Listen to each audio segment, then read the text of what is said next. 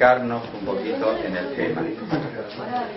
Bueno, de la clase anterior, estamos viendo el matrimonio y la familia en el Evangelio, del Evangelio de San Lucas, vimos la Navidad. San Lucas en el capítulo 2 nos relata el nacimiento de Jesús. José, de la familia de David, salió de Nazaret y se dirigió a Belén, la ciudad de David, para inscribirse con María, su esposa, que estaba embarazada. Debían dirigirse a la ciudad de los antepasados. Para ellos, la familia, los lazos de sangre, esa pertenencia era muy importante y tenía que ver con la propia identidad. Dios eligió ser niño y eligió una familia, y también eligió la pobreza. No es difícil imaginar que en Belén habría parientes cercanos o lejanos que no los recibieron. Luego del anuncio del ángel a los pastores, estos fueron rápidamente a Belén y encontraron a María, a José y al recién nacido acostado en el pesebre.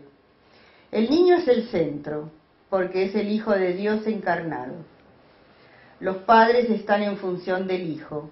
Esto se da en toda realidad familiar.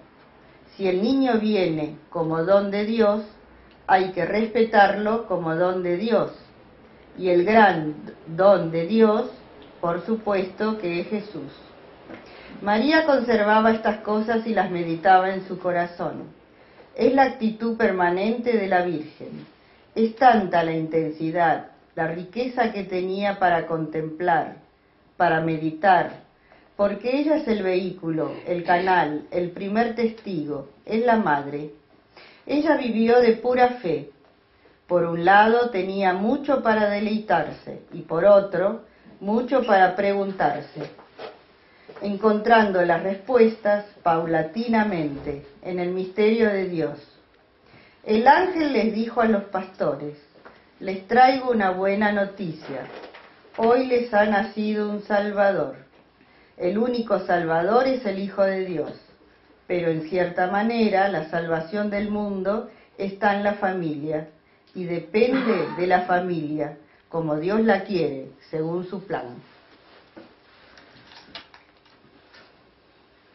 Y como estamos en San Lucas, por eso nos tocó, fuera de época litúrgica, el misterio, al empezar el capítulo 2, nos encontramos con el misterio del nacimiento de Jesús. Y después sigue, lógicamente son misterios de la infancia, hay mucha enseñanza sobre la familia en estos relatos del Evangelio. En otros no, y nosotros saltamos lo que no tiene que ver directamente, o más o menos directamente, con la familia. Lucas 2:21, 8 días después, ustedes saben que está escrito como en paralelo el Evangelio, sobre todo en estos relatos del Evangelio, de iniciales, San Juan y Jesús. San Juan es el precursor, lo que sucede en San Juan es como la sombra o el anticipo de lo que pasa con Jesús. Nació Juan Bautista y 8 días después, dice, le pusieron el nombre y la circuncisión. Nace Jesús, 8 días después, llegó el tiempo de circuncidar al niño y se le puso el nombre de Jesús.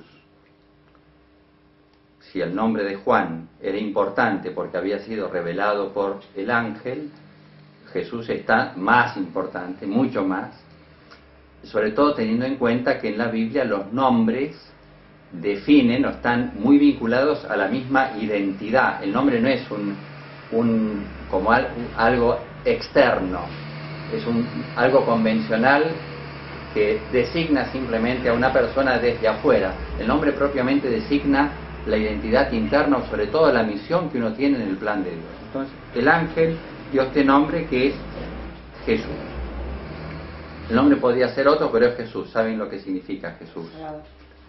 Sí, Yahvé salva, ¿no? Yahvé salva. Es el nombre que indica lo que Jesús es y lo que hace. ¿Para qué está en el mundo? Viene para salvar. Os ha nacido el Salvador, es lo que dijo el ángel a los pastores. Con respecto de esto del nombre, podría ser útil pensar que ciertamente que uno no puede, no cualquier nombre, nuestros nombres no son nombres bíblicos, no hay un ángel que reveló el nombre de cada uno de nosotros, pero ni el nombre de los niñitos que van a venir, de los hijos o nietos que van a venir. Pero es cierto, aquí hay algo como una beta que puede ser importante, como es todo el Evangelio. Es muy respetuoso del designio de Dios.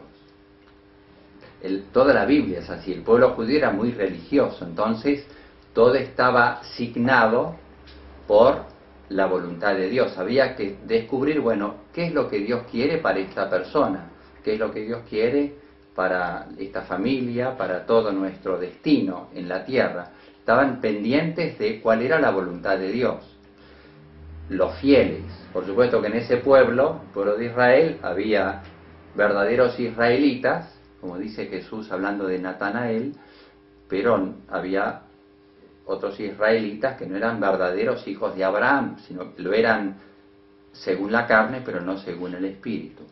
Pero el verdadero israelita estaba como entrenado en la búsqueda de la voluntad de Dios y vivir pendiente de esa voluntad de Dios, sabiendo que esa dependencia a él lo liberaba en realidad. Es una de las grandes cuestiones que nuestro mundo no puede entender, el mundo marcado por el liberalismo, que nos hace creer que la libertad nuestra es el absoluto. Entonces, todo lo que pueda ser una dependencia de Dios creemos que realmente limita nuestra libertad, cuando la verdad profunda, que para la Biblia es muy sencilla, o para el judío piadoso de ese momento era muy simple.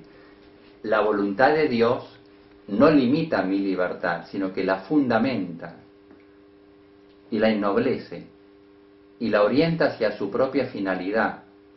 Cumplir la voluntad de Dios, obedecer a Dios, no es como coartar o alienar nuestra voluntad, nuestra libertad y nuestra personalidad. Cumplir la voluntad de Dios era ayudar a realizar la propia personalidad. Eso, ustedes saben que es todo lo contrario lo que se ha sembrado desde el iluminismo racionalista, siglo XVIII, por ahí, donde antes también, pero ahí tienen los grandes pensadores, y luego con Marx o muchos, Nietzsche y muchos otros. Depender de Dios es alienarnos, es sacarnos de nosotros mismos, es esclavizarnos, que es todo al revés. La esclava del Señor, que es la Virgen, es la más libre.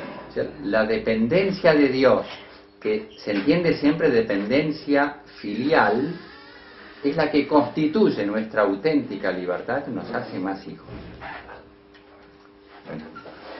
Bueno, entonces, esto con relación al nombre, diría que, bueno, los padres no son los dueños absolutos de los hijos.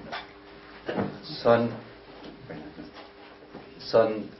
dueños, en un sentido relativo, pero son administradores, son padres, pero no los dueños absolutos. O sea, el niño no es un muñeco, un hijo no es una cosa, un objeto del que uno puede disponer según el propio capricho, hasta en el nombre incluso. No es simplemente importante que el nombre a mí me guste porque suena bien, no sé, como que fonéticamente porque hay gente que elige así las cosas, ¿no? Porque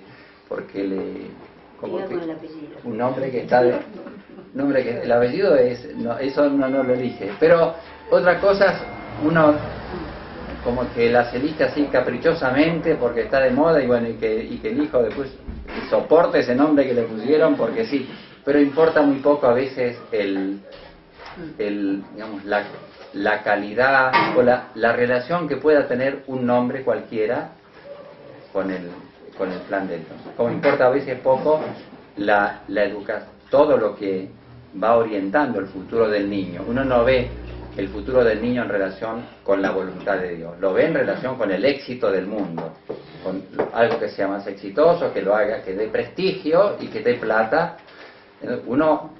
Los padres tantas veces y cada vez más en un mundo más y más ateo en la práctica, ven en el hijo, cuando hay un hijo, ¿no? Lo ven como cada vez más desprendido del plan de Dios. Entonces, en el hombre bíblico, en la cultura bíblica,